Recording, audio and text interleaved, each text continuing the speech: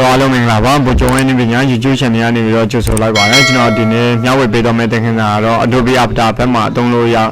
tung biểu ya mình blacking lên khu đi tình hình là phải lên thì mà xin đáp bây giờ mà phải bảo đấy ai blacking là đó thì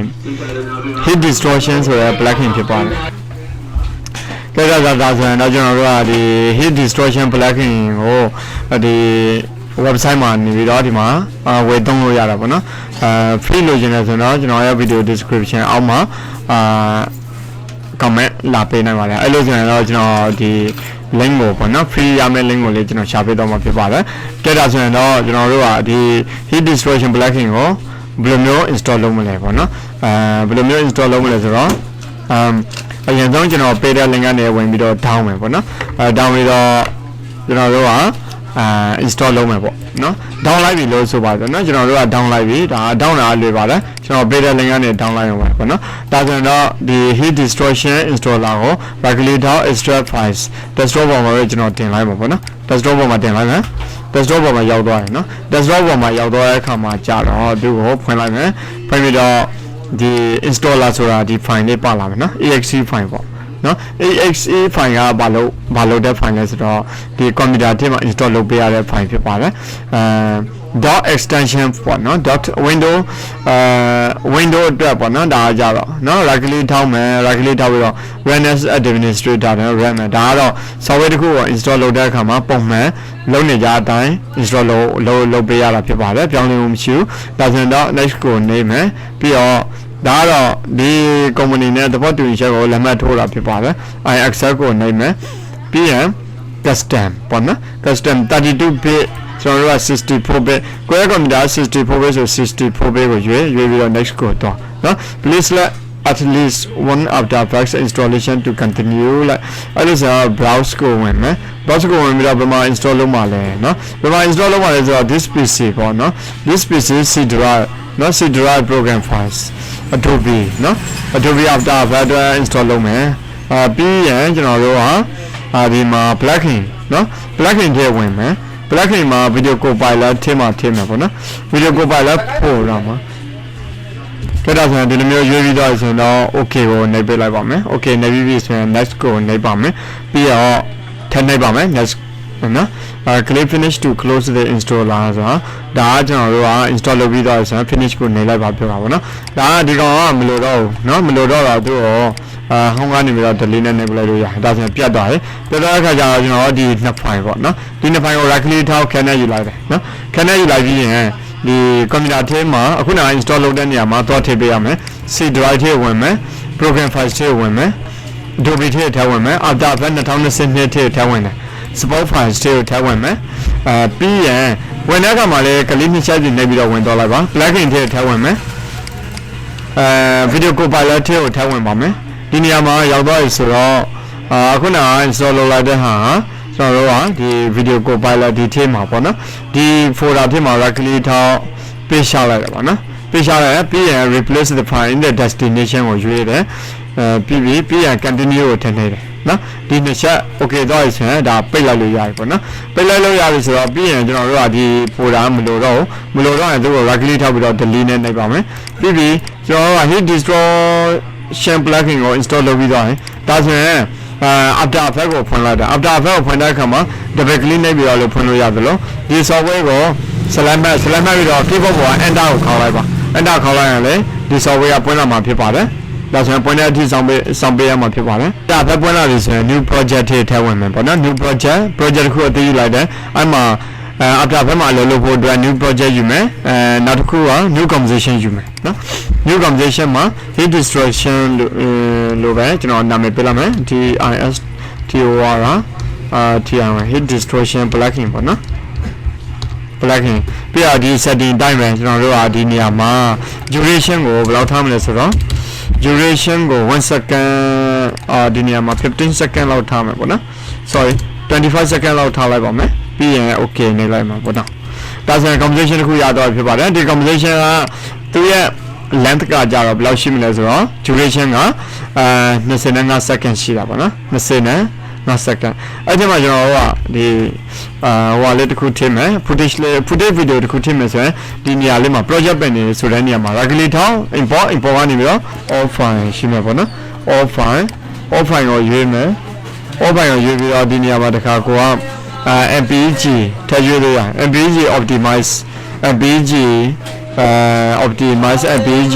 ဆိုပြီးတော့ရှိမှာပေါ့နော်ပြီးရင်ဒီနေရာမှာ import ဆိုတာရှိတယ်အဲ့ import ကိုတစ်ချက်နဲ့လိုက်တာပေါ့နော် import နဲ့လိုက်မယ်ဒီနေရာမှာ all file ရွေးမယ်ဒီမှာ MPG ရွေးမယ် footage ရွေးမယ် okay ဒါဆိုရင်ဒီဟာနဲ့အဆင်ပြေဒီဟာနဲ့ပဲတုံးပြီးရင်သူ့ဟိုဒီလိုမျိုးregulate ထောင်းပြီးတော့ train come to work area လုပ်ပါမယ် train come to work area လုပ်ပြီးရင်တော့ဒီအနေထားလေးရတော့ပြီပေါ့နော်လုပ်ပြီးရင်ကျွန်တော်တို့ကကိုသိမ့်ကျင်တဲ့နေရာကိုရွေးမယ်ရွေးပြီးတော့ဒီနေရာမှာ save လုပ်လိုက်မယ်ပေါ့နော် hit distortion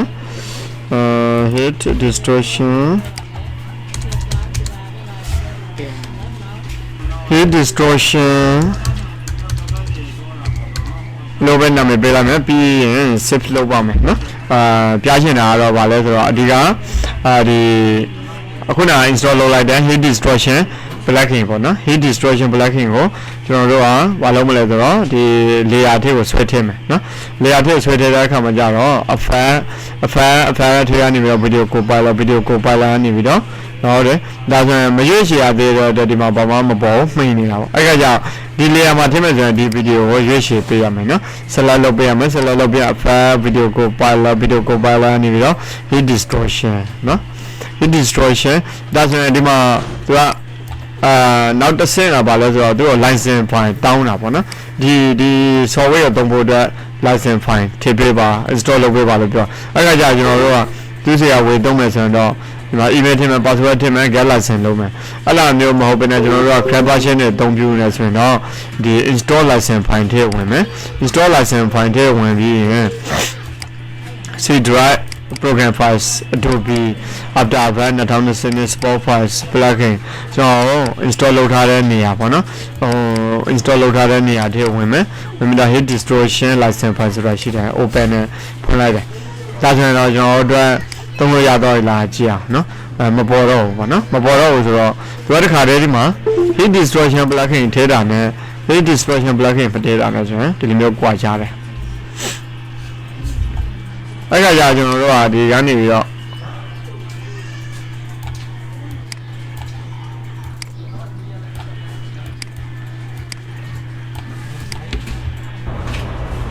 ဒါမျိုးလေးတယ်ပေါ့နော်hit distortion ထည့်လိုက်တာနဲ့မထည့်လိုက်တာနဲ့ကြာတော့အဲ့ဒါလေးကွာတယ်နော် hit distortion မထည့်ထားဘူးဆိုရင်တော့သူကဒီမျိုး hit distortion plugin ထည့်လိုက်တဲ့အခါကျတော့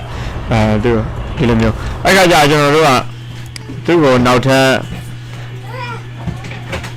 hit distortion ကိုဘယ်နေရာမှာထည့်ရှင်တဲ့နေရာလေးတွေမှာကျွန်တော်တို့က light ထည့်ပေးလို့ရတယ်အဲ့ဒါကြောင့်ဒီ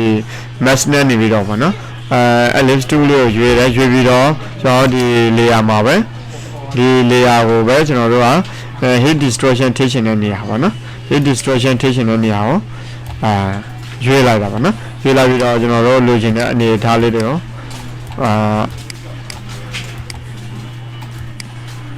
လုပ်ပေးလို့ရတယ်နော် hit distortion amount လေးတွေကိုလည်းကွာ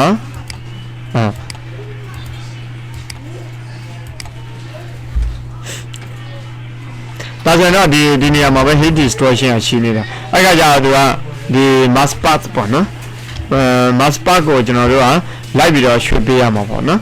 mask path ကိုလိုက်ရွှေ့ဖို့အတွက်ကိုဒီနေရာလေးမှာအမှန်ရှင်းမယ်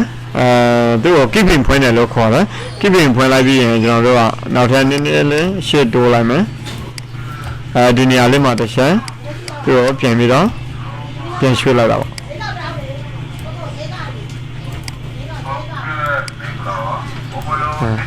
hit distortion amount ကိုတင်ကျင်တယ်ဆိုရင်တော့ဒီနေရာမှာ last pattern distortion amount ဆိုတာရှိတယ်နော်ဒါဆိုတော့အရင်များသွားမယ်အဲ့ခါကျလိုသလောက်ပေါ့နော် hit distortion amount ကကိုလိုသလောက်ကိုဘာလုပ်ပေးလို့ရလဲအရှော့တင်းနေတဲ့ကစားပေးလို့ရတယ်နော် hit distortion ဒါမျိုးလေး win speed ကလည်းကိုလိုချင်တဲ့အနေအထားလေးတွေကိုကျွန်တော်တို့က ကစားပေးလို့ရတယ် wind direction wind direction ကဲဒါဆိုရင်တော့ကျွန်တော်တို့ပလေးကြည့်အောင်ဒါ heat distortion ပါတော့တဲ့နေရာပေါ့နော်ဒီမှာကြည့်လိုက်မယ်ဆိုရင်ဒါဆိုရင် heat distortion blacking ကိုဖြုတ်လိုက်မယ်ဆိုရင်ဖြုတ်လိုက်မယ်ဆိုရင်တော့ကျွန်တော်တို့ကဒီနေရာမှာ mask ခံထားတာဖြစ်တဲ့အတွက်ပေါ့နော်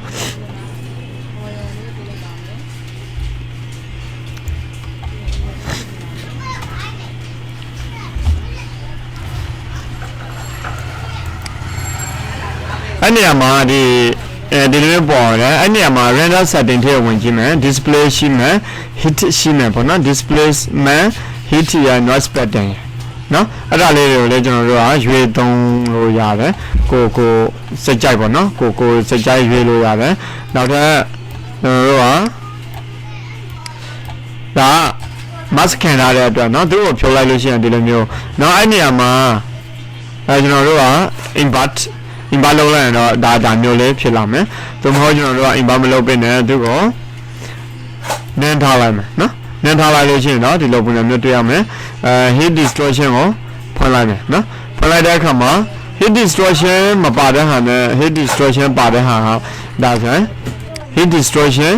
ထည့်ထားတဲ့ဟာဖြုတ်ထားတဲ့ဟာဒါကတော့ heat distortion ထည့်ထားတယ်အမောင်းကိုလည်းကျွန်တော်တို့ကကိုလိုချင်တဲ့အနေအထားတွေကိုပြန်ပြီးတော့ပြင်လို့ရတယ်ဒါကတော့နင်းထားလိုက်တာပေါ့နော်နင်းလို့ရွေးထားလိုက်တာပေါ့နော်အဲ့ခါကျကျွန်တော်တို့ကဒီနေရာမှာကိုစိတ်ကြိုက်ထည့်လို့ရတယ်ထည့်လို့ရတယ် add လုပ်လို့ရတယ် subtract လုပ်လို့ရတယ်intercept ရွေးပေးလို့ရတယ်အဲ့ခါကျတော့ noise pattern လေးတွေကိုကျွန်တော်တို့က fire sound smoke ကိုတုံးလို့ရတယ်ပြီးရင်ဒီဘက်မှာဆိုရင် incendiary ရွေးပေးလို့ရတယ်ဒါကတစ်ခုနဲ့တစ်ခုပေါ့နော်ပုံစံလေးတွေကဒီမှာကွာခြားတာကိုတွေ့ရမှာဖြစ်ပါတယ်ဒါကတော့ heat distortion blacking ကိုအသုံးပြုပြီးတော့အများကြီးပြုလုပ်လို့ရပါတယ်ဒါကတော့နမူနာတစ်ခုပေါ့နော်ဒီခုလုံးကို heat distortion ထိရှိနေဆိုရင်လေဒါဆိုရင် mask ကိုကျွန်တော်တို့ကဖြတ်လိုက်ပေါ့နော်ဒါဆိုရင်တော့ဒီဗီဒီယိုတစ်ခုလုံးက heat distortion တက်ရောက်နေမှာဖြစ်ပါတယ်နော်အဲ့လိုဆိုရင်ကျွန်တော်တို့ကဒီ heat distortion blacking ကိုဘယ်လိုမျိုး install လုပ်အောင်မလဲဘယ်လိုမျိုး down အောင်မလဲ down တာကတော့ကျွန်တော်ပေးတဲ့ link ကနေ down ပေါ့နော်နောက်တစ်ခုကအခုနဒါ official way သုံးမယ်ဆိုတော့ဒီမှာ way သုံးလို့ရ$24ပေးရမှာပေါ့နော်ဒါတော့ official way သုံးတာပိုကောင်းပါတယ်ပို့ပြီးတော့လေးစုံတယ်သုံးလို့လေးကောင်းတယ်ပေါ့နော်တကယ်လို့ official way မသုံးနိုင်တဲ့လူတွေကြတော့ crab version ကိုကျွန်တော်ရဲ့ comment ဘောင်းမှာလာပြီးတော့တောင်းနိုင်တယ်အဲ့လိုဆိုရင်ကျွန်တော်က free ရတဲ့ link ကိုကျွန်တော်ကပေးမှာပေါ့နော်ကဲဒါဆိုရင်တော့အားလုံးပဲကျေးဇူးတင်ပါတယ်ဒါကတော့ heat distortion blacking ကိုကျွန်တော်တို့install လုပ်တဲ့နည်းရ down နည်းရဖြစ်ပါတယ်နော်နောက်ပြီးတော့အသုံးပြုတာကတော့အခုနကကျွန်တော်နမူနာလေးသုံးပြတဲ့ပုံစံမျိုးလေးတွေသုံးလို့ရတယ်နော် heat distortion အမောင်းတွေကတော့ကိုထားခြင်းတလောက်ပေါ့နော်heat မောင်းကိုထားခြင်းတလောက်ထားလို့ရတယ်ဒါတော့ heat များလေဘာဖြစ်လဲဆိုတော့ပို့ပြီးတော့ဒီလိုမျိုးဖြစ်လေနော်ခါတလေလိုအပ်ရင်တော့ဒါမျိုးလေးတွေကသုံးလို့ရပါတယ်ကြည့်တာဆိုရင်တော့ဒီလောက်ဆိုရင်တော့ heat distortion blacking ကိုသုံးရမယ်လို့ထင်ပါတယ်မိမိကိုယ်တိုင်လည်းဘယ်နေရာတွေမှာသုံးလို့ကောင်းလဲဘယ်နေရာတွေမှာသုံးလို့ရလဲဆိုတာကိုကျွန်တော်တို့ကကိုယ်တိုင်ပေါ့နော်စမ်းသုံးကြည့်လို့ရပါတယ်အဓိကတော့ကျွန်တော်တို့မှာ blacking ရှိနေဖို့လိုပါတယ်နောက်ပြီးတော့ blacking down ဖို့အတွက်နေရာတည်ဖို့လိုတယ်နောက် blacking ကိုဘယ်လိုမျိုး install လုပ်လဲဆိုတာတည်ဖို့အရင်ရေးကြည့်ပါတယ်အားလုံးပဲကျေးဇူးတင်ပါတယ်နောက်တစ်ဗီဒီယိုမှာပြန်လည်ဆုံတွေ့ရပါမယ်ခင်ဗျာ